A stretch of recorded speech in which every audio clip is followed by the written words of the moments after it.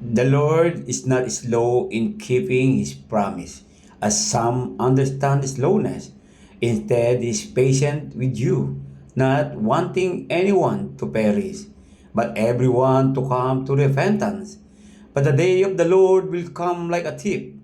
The heavens will disappear with a roar, the elements will be destroyed by the fire, and the earth and everything done in it will be laid bare. Second Peter chapter 3 verse 9 and 10. Dito sa sinabi ni Pedro sa atin, hindi mabagal ang Diyos kailanman. Hindi niya pinagwawalang bahala ang ating kaligtasan o ang ating buhay. Mapagpasensya ang Panginoon. Ayaw niya na isa man sa atin ay mapahamak.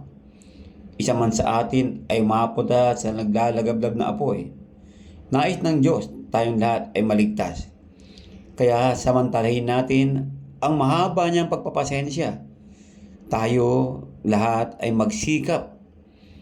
Mahalin natin ang Panginoon Diyos habang tayo ay pinagpapasensyahan pa niya.